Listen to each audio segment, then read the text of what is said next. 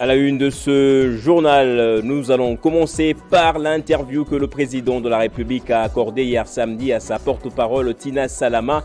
Félix Tshisekedi a reconnu que son plus grand regret, c'est la fin de la coalition FCC-Cash. Le chef de l'État a abordé plusieurs autres questions d'actualité. Et au Gabon, le président Ali Bongo a annoncé qu'il sera candidat à un troisième mandat à la présidentielle de ce 26 août. Une autre candidature est déjà connue, aux côtés d'une vingtaine déjà annoncée, celle d'un des poids lourds de l'opposition, Alexandre Barrault-Chambrier. Et le sommet de BRICS va se tenir en présentiel en Afrique du Sud malgré le mandat d'arrêt contre le président russe Vladimir Poutine. Le prochain sommet aura lieu dans quelques jours, au mois d'août précisément. Bonsoir à tous et bienvenue dans ce journal. C'est un exercice assez rare qu'un président de la République accorde une interview à sa porte-parole et réponde aux questions de la population. Le programme est dénommé « Le président vous écoute », rétrospective sur la vie nationale. Félix Tshisekedi a reconnu deux échecs durant son quinquennat, notamment dans le secteur de la justice et la fin de la coalition FCC-Cash. On écoute cet extrait des propos du président de la République.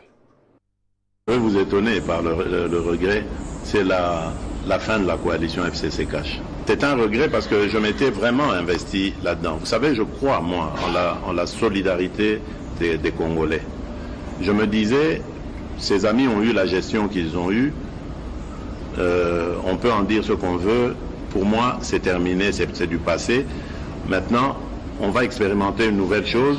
Des gens venus d'une opposition farouche qui vont se mettre avec eux, qui vont avoir le lead pour essayer de changer les choses et leur montrer qu'on peut changer les choses pacifiquement, fraternellement, pour que le Congo gagne. Malheureusement, ils sont restés dans leur bulle. Ils ont cru que le pouvoir était fait que pour eux et que si eux n'étaient pas au pouvoir, ils n'avaient pas les manettes du pouvoir, et bien que le pouvoir ne devrait pas exister. Ben voilà. On en est arrivé à ce à quoi nous sommes arrivés, que vous connaissez, je ne vais pas y revenir. Et j'ai vraiment beaucoup regretté. Parce qu'on vivait une très belle expérience pour la première fois dans ce pays, une alternance pacifique. Un ancien chef d'État pouvait vivre tranquillement, vaquer à ses occupations dans son pays, sans être inquiété. Et un nouveau chef d'État pouvait aussi vaquer aux occupations ou aux préoccupations de ses concitoyens pour le bien du pays. Malheureusement, ça n'a pas marché. Bon, on ne va pas faire éternellement le deuil, mais ça, c'est mon plus grand regret. Le ministre d'État et député fédéral belge André Flao séjourne en RDC. L'homme politique s'est rendu au Sud Kivu où il a visité la fondation Modeste Bahati Lukwebo. À son arrivée à Bukavu, chef-lieu du Sud Kivu, André Flao a visité l'hôpital général de Pandi où il s'est entretenu avec les hauts responsables de cette formation médicale que dirige le prix Nobel de la paix Denis Mukwege. À cette occasion, l'hôte de la fondation Modeste Bahati s'est imprégné de la prise en charge médicale et psychologique des malades vulnérables et des victimes de violences sexuelles et en a profité pour effectuer une visite guidée de cet hôpital. André Flao s'est ensuite rendu à Mwanda Katana, dans le territoire des Kabaré, où il a été visiblement impressionné par les infrastructures et les conditions d'accueil de l'école moderne EP1 Mwanda, construite dans les standards internationaux sur fonds propres du professeur Modeste Bahati Lukwebo, président du Sénat et autorité morale de l'AFDC, en guise de reconnaissance pour la formation de base reçue dans cette école. André Flao s'est ensuite rendu à Nyakadaka, non loin du centre de recherche en sciences naturelles, où il a visité les vastes chantiers de la Cité de la Science, qui en est à sa première phase de réalisation avec un hôpital moderne de 150 lits, un auditorium de 150 places et 20 villas devant servir d'habitation pour les médecins et les professeurs, une école de métiers devant former les jeunes en électricité, en mécanique, en plomberie, en menuiserie et en maçonnerie, pour ne citer que ces filières. Le ministre d'État belge a félicité et encouragé le professeur Modeste Bahati Lukwebo pour toutes ses réalisations, témoignant de son engagement à placer les social et l'amour du prochain au cœur de ses actions.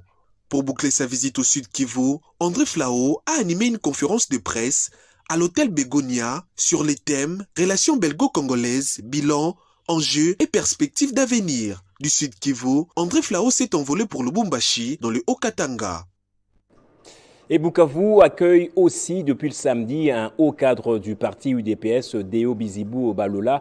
Le secrétaire général adjoint du parti présidentiel est en tournée de sensibilisation sur le processus électoral. À la place de l'indépendance, l'homme politique a appelé sa base à soutenir le chef de l'État. Pour son entrée en scène, c'est un grand meeting populaire qu'il tient à la place de l'indépendance à Bukavu. En provenance de Kinshasa, le secrétaire général adjoint de l'UDPS est venu galvaniser sa base à l'approche des joutes électorales. Le message phare dans sa communication, appeler la population à s'approprier le processus électoral afin de ne rien laisser passer et rafler plus des sièges. L'interfédéral de l'UDPS Sud Kivu lui a donc réservé un bon accueil à son arrivée au port Emmanuel. Deo Bizibou a réitéré les propos de la CENI que les élections se tiendront conformément au calendrier électoral. Beaucoup comptaient sur les glissements. Ceux-là qui n'ont pas prévu, qui ont pensé que l'élection n'aurait pas lieu, qui ont compté sur les négociations et les glissements. Je leur dis que Félix Antoine Tshisekedi est le fils biologique. Il est le fils idéologique du Sphinx. Etienne Tshisekedi wa Mulumba, de notre mémoire. Félix Antoine Tshisekedi ne peut pas marcher sous la Constitution, qui prévoit que 90 jours avant la fin du mandat du chef de l'État, la CENI convoque l'électorat pour l'élection présidentielle. Le haut cadre de l'UDPS a également appelé la population du Sud Kivu à soutenir le chef de l'État, surtout dans ses démarches visant à rétablir la paix dans l'est de la RDC. Son séjour dans le Sud Kivu le conduira successivement dans le territoire de Walungu et de Kabare, où l'homme politique procédera au même exercice, préparer la base électorale du parti présidentiel aux élections prochaines. Et en séjour de travail dans la province volcanique du Nord Kivu, le directeur général de l'ARSP, Kachel Katem Miguel, a échangé avec le gouverneur militaire, le lieutenant général Constant Ndima, sur l'installation de la direction provinciale de l'institution de régulation de la sous-traitance en RDC. Jean-Paul Kimoni.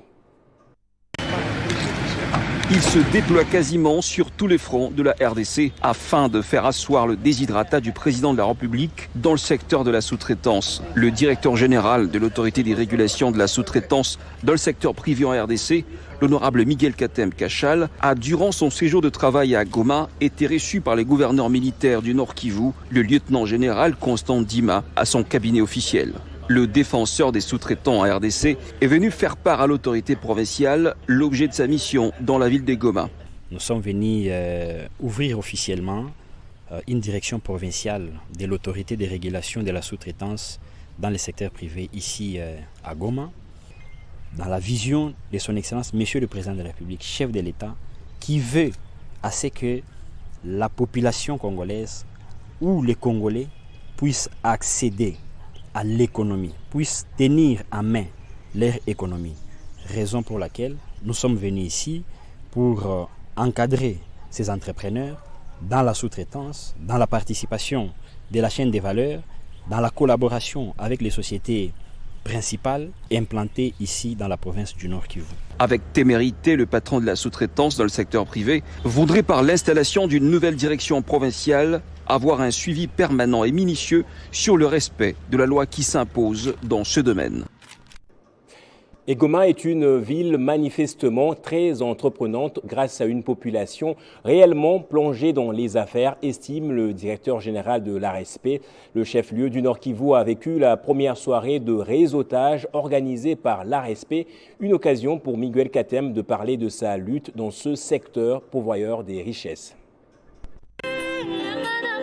C'est le jardin de Serena Hotel qui a été choisi pour abriter cette soirée cristallisée de réseautage organisée par l'ARSP après l'inauguration de la journée du siège provincial de Goma, chef-lieu du Nord Kivu. Des opérateurs économiques et des entrepreneurs de la ville du lac étaient les bienvenus dans ce chapiteau afin de s'enquérir davantage de cette nouvelle dynamique opiniâtre à la tête de l'ARSP, insufflée par le DG Miguel Kachal-Katambe, dont les débouchés se résument en la création de la vraie classe moyenne congolaise. À la table d'honneur, le patron de l'entrepreneuriat Petites et Moyennes Entreprises, le ministre de la Recherche Scientifique, l'autorité provinciale, le DG de l'ANADEC, ainsi que l'hôte de la soirée, l'honorable Miguel Kachal-Katambe. Ce dernier aura pris quelques bonnes minutes pour communiquer à l'assistance le fonctionnement et la mission dévolue à l'autorité des régulations de la sous-traitance dans le secteur privé en République démocratique du Congo.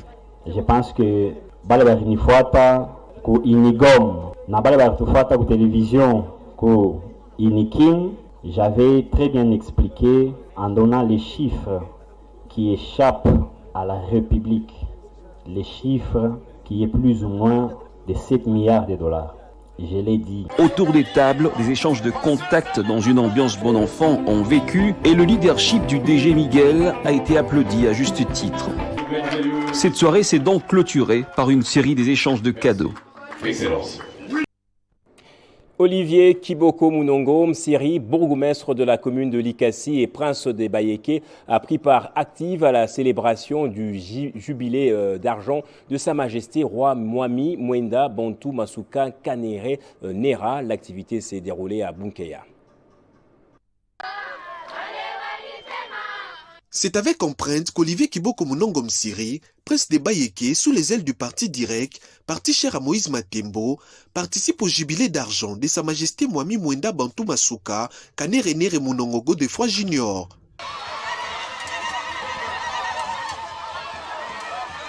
Décor planté à la hauteur de la célébration qui a connu la participation de Madame la ministre en charge de la culture, du ministre provincial de l'Intérieur, représentant personnel du gouverneur de Lualaba, Fifi Masuka Saini. Une cérémonie marquée également par la présence des vénérables autorités traditionnelles d'Afrique. Olivier Kiboko Munongo Msiri s'est fait l'honneur de partager la coupe des fêtes avec ses collègues bourgmestres des communes annexes, Mireille Kiléché, et de Madame les bourgmestres adjoints de la commune de Fongoromé, Madame Anne. C'est la fête à Bunkeya, les boulevards Msiri est débordé, drapeau voltige, les lions de la grande chefferie des Bayéké sous les Chipoy. Une procession humaine qu'imposent les fils et filles du terroir qui vivent les rois Mwenda Bantou. Moment propice du Mwami de partager la joie de ses 25 ans de reine avec ses convives. Olivier Kiboko Munongo Msiri, le petit-fils du roi régnant, s'est fait l'honneur de présenter ses collègues bourgmestres à son grand-père.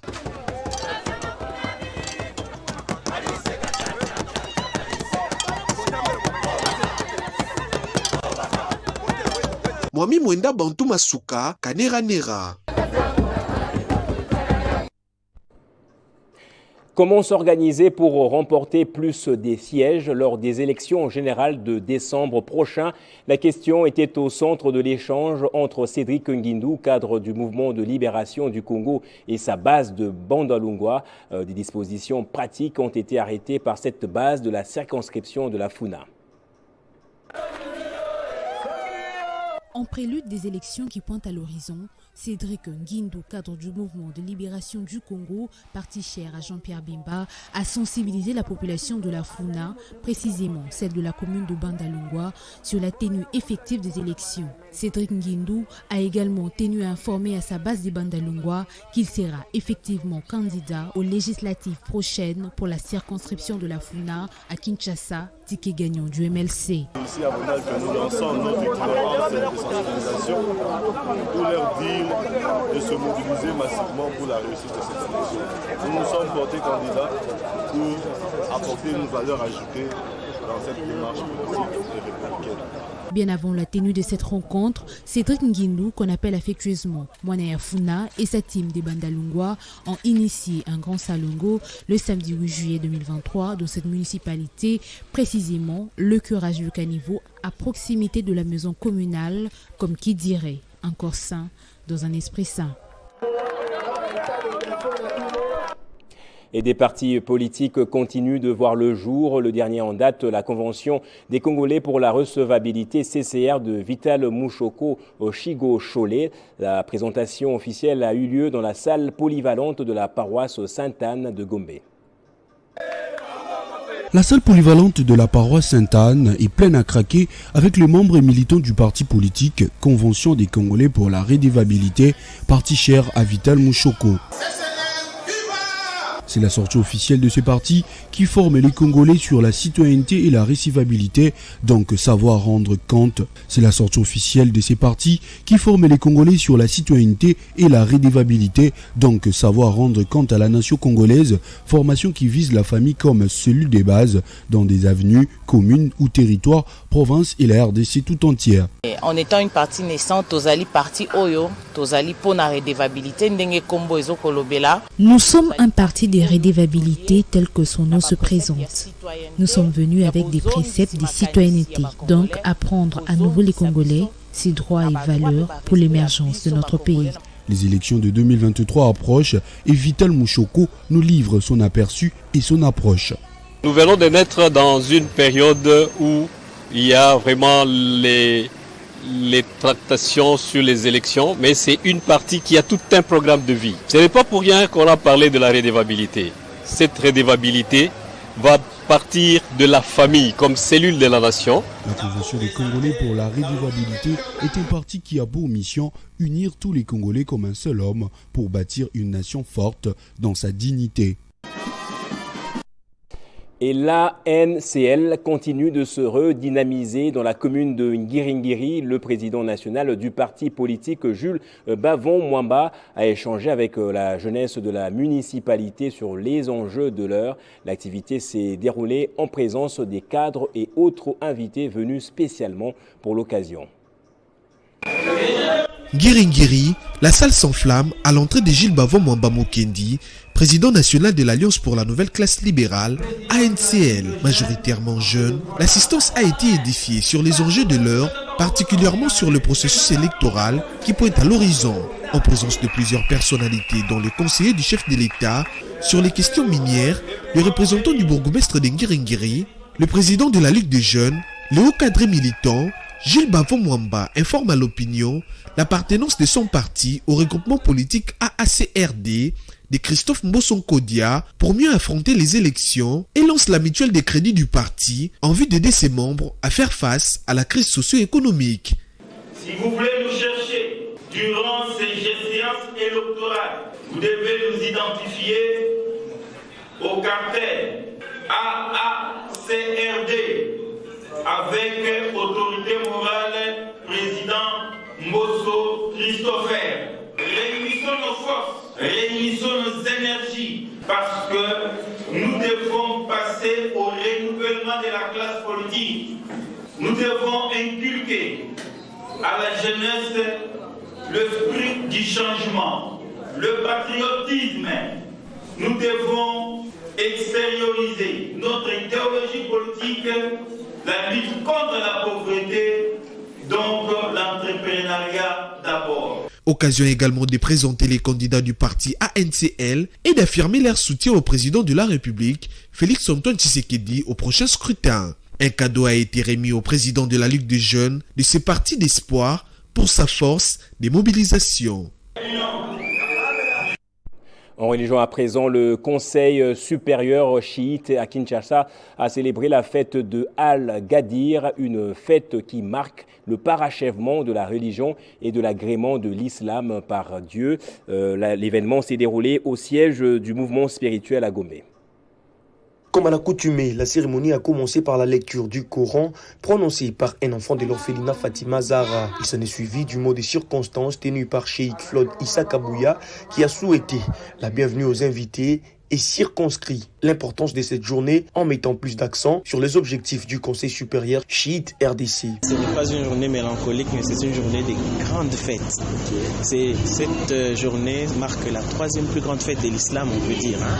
Après la fête de la fin du Ramadan, marquant la fin du Ramadan, et la fête marquant la fin du pèlerinage. C'est la troisième plus grande fête de l'islam, car elle marque les débuts de la succession, donc la succession officielle du prophète de l'islam, Mohammed, par l'imam Ali, son cousin et son gendre.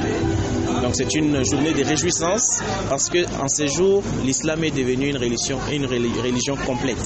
Prenant la parole à son tour, le président du Conseil supérieur chiite RDC, Issam Baki, a relevé la supériorité de l'homme des Gadir par rapport à tous les compagnons du prophète de l'islam. La journée d'aujourd'hui, c'est une journée de fête pour nous puisque c'est la journée durant laquelle le prophète Mohammed a choisi Imam Ali comme son successeur. Donc pour nous, c'est une journée de joie. Je crois que vous avez vu, on a invité nos enfants, les enfants qui sont sous notre responsabilité. Vous avez vu des albinos, vous avez vu les orphelins. Aujourd'hui, nous avons voulu que cette joie soit partagée avec tout le monde. Je crois que vous avez vu l'engouement dans la salle. Donc c'est une bonne chose pour nous puisque nos enfants également, ils ont fêté avec nous et nous sommes très contents. Cette cérémonie était également une occasion pour les enfants de l'orphelinat Fatima d'entonner des poésies à l'honneur de l'imam Ali. Il s'y a de préciser que Ali Abi Talib a été le 4e calife de l'islam et le premier imam pour les chiites. Et toujours en religion, Monseigneur Victor Boanangele Kambouli Kikagou est le nouveau représentant légal de l'église évangélique luthérienne au Congo. Le chef religieux a été jusque-là évêque du diocèse du Sud Kivu. Jean-Paul Kimouni. La procession épiscopale a amorcé ce grand culte d'installation du nouveau représentant légal de l'église évangélique luthérienne au Congo, son Excellence Monseigneur Boanangele Kambouli Kikagou Victor, ce dimanche 9 juillet 2023 à Lubumbashi. Une cérémonie grandiose à laquelle ont pris part le délégué du ministre d'État en charge de la justice et garde de Sceaux, le chef des divisions de la justice du Haut-Katanga, Messeigneurs les évêques et les hauts représentants des communautés sœurs à l'église évangélique luthérienne au Congo. Le nouveau représentant légal de l'E et Elco, Monseigneur Boanangele Kambouli, remplace à ce poste Monseigneur Mwamba Soumaïdi, et ce, après avoir remporté de manière régulière les élections qui avaient eu lieu du 13 au 14 avril de cette année.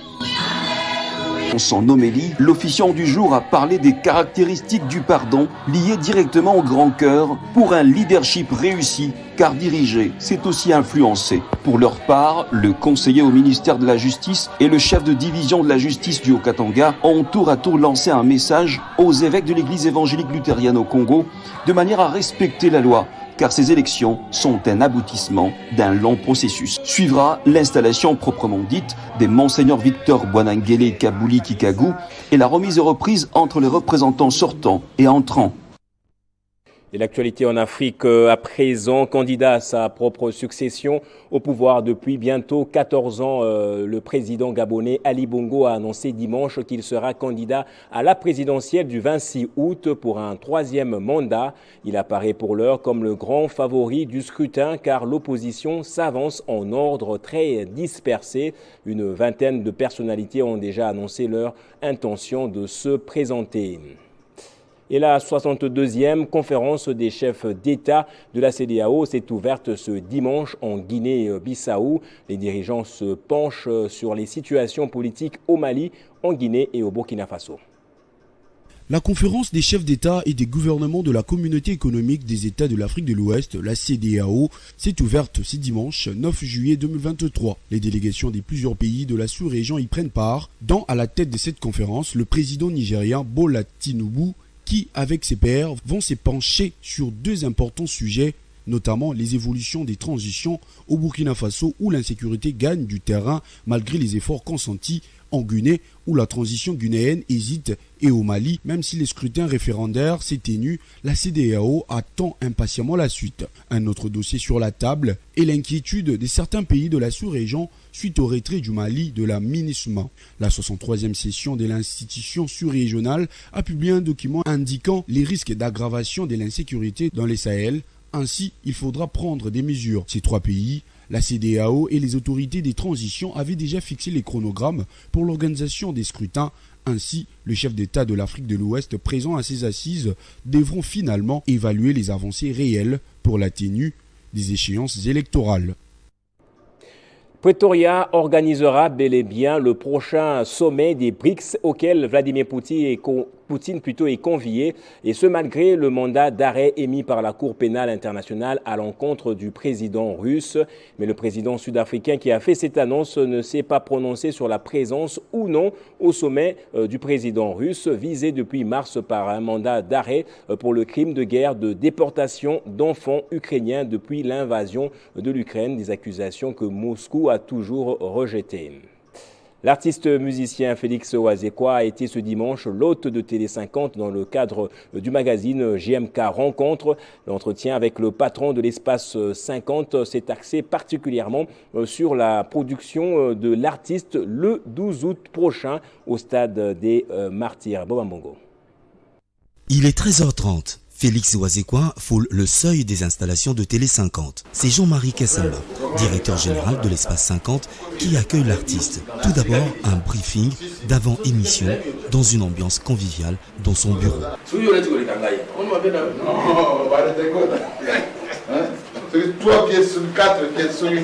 Il s'ensuit un échange exclusif autour de la musique congolaise en général et de la prochaine production de l'artiste au stade des Martyrs. Je suis très content, Jean-Marie Kassamba, parce que l'émission où ils allaient promotion pour la carrière, pour la future et pour le stade.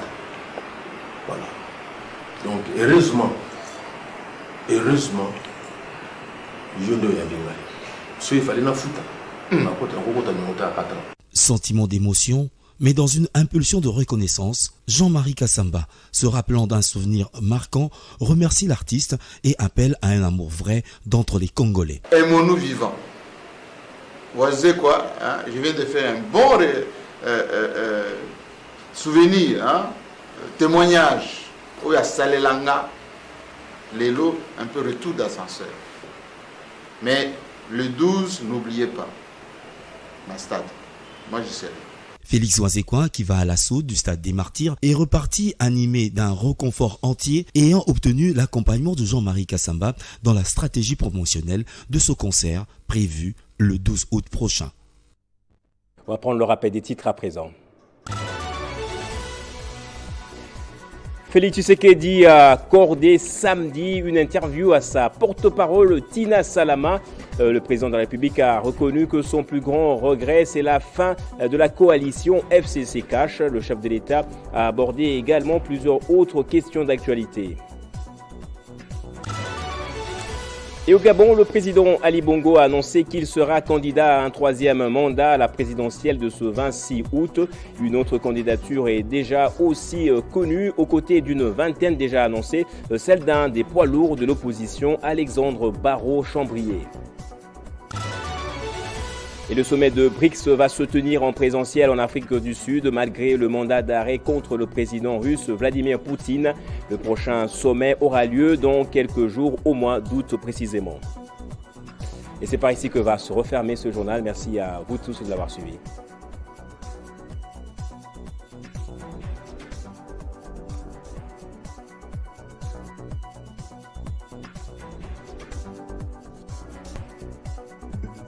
Retrouvez toute l'actualité en continu sur www.tele50.cd.